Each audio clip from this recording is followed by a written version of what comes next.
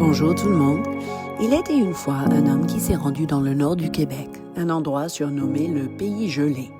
Il remarqua que malgré la température de moins 10 degrés, les gens étaient partout, faisant le patinage à l'extérieur, la pêche sur glace, la marche et même des festivals. Il demanda comment les habitants surmontaient ce mauvais temps. On lui répondit « Il n'y a pas de mauvais temps, seulement de mauvais vêtements ». Autrement dit, être bien habillé ne changera pas la météo, mais cela peut influencer la façon dont on en subit les effets. La même chose est vraie quand nous parlons de l'environnement spirituel, mes amis. Il y a 2 mois environ, j'avais pris l'avion de Floride au sud des USA, au Connecticut, au nord-est. Et croyez-moi, la température avait radicalement changé d'un endroit à l'autre. De toute évidence, je n'avais pas anticipé le retard du printemps dans le nord-est du pays. J'avais que des sandales, des t-shirts à manches courtes, des vêtements légers. Donc, j'ai appris quelque chose. Le manque d'anticipation égale le manque de préparation.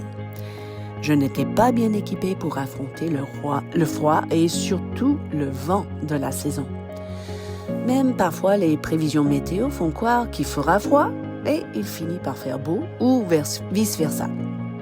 Chaque saison a ses vêtements adaptés, n'est-ce pas? Discernez-vous correctement la saison spirituelle là où vous vous trouvez? En fait, la Bible parle de notre garde-robe spirituelle dans des termes très clairs et très imagés. Par exemple, dans le psaume 45, 14 à 15, la Bible parle de la fille du roi, toute resplendissante.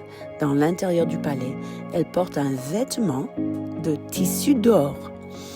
L'or est symbolique de la nature divine. Elle est présentée au roi vêtue de ses habits brodés. Cela parle de sa royauté, sa dignité, sa noblesse et son autorité. Elle a reçu tout cela de la part du roi. Et évidemment, nous sommes censés agir avec cette même royauté et autorité. Dans Ésaïe 61, 1 à 3, nous voyons que le Saint-Esprit est envoyé pour relever les affligés, pour leur donner un diadème au lieu de la cendre, un vêtement de louange au lieu d'un esprit abattu. Ça, c'est surtout important dans les moments de tristesse et d'adversité. Si vous êtes bien habité, vous serez vainqueur et non victime. Et un des premiers vêtements, c'est le vêtement de la louange. Puis dans le Nouveau Testament, nous voyons beaucoup de références à nos vêtements. Éphésiens 4, 20 à 23, par exemple, parle de se dépouiller du vieil homme et se revêtir de l'homme nouveau créé selon Dieu dans une justice et une sainteté que produit la vérité. Cela nous parle effectivement d'un changement de mentalité et ceci est confirmé dans Romains 12, 2 à 3, le passage qui parle du renouvellement de l'intelligence et par la suite de se revêtir des sentiments modestes selon la mesure de foi que Dieu a départie à chacun. Vous voyez, l'homme nouveau n'est pas orgueilleux ou arrogant, mais simplement confiant. Dans Colossiens 3, 9 à 14, nous parlons également de se dépouiller du vieil homme et de ses œuvres et de revêtir l'homme nouveau. Ce qui consiste de quoi?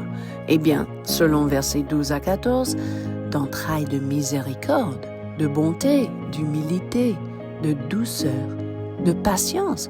Vous voyez, tous ces éléments sont dans notre garde-robe spirituelle. Mais par-dessus toutes ces choses, revêtez-vous de l'amour, qui est le lien de la perfection. L'amour est comme cette anorak, ce coupe-vent, que vous mettez pour vous protéger des vents glacés qui peuvent souffler sur vous dans ce monde.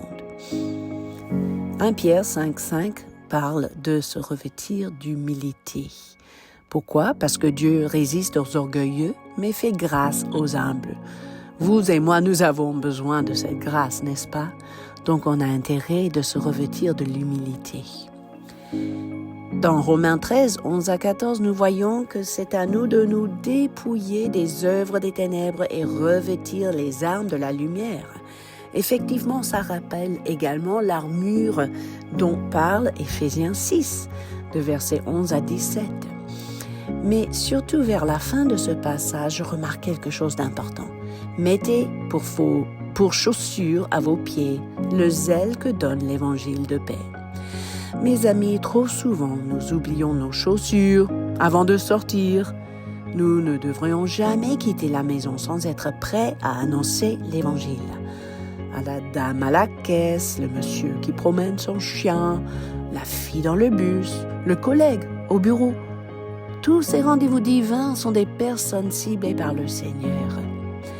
Donc nous avons intérêt à se préparer avant de sortir, s'habiller comme il faut pour toucher le monde. Ésaïe 35, 10 pour terminer, les rachetés de l'Éternel, c'est-à-dire vous et moi, nous aurons une joie éternelle qui couronne notre tête. Vous voyez, votre joie est l'un des plus grands témoignages de votre confiance en Dieu. Et cela ouvre la porte à témoigner de qui il est, notre Sauveur et notre Seigneur. Habillez-vous donc comme il faut avant de sortir dans ce monde. À bientôt!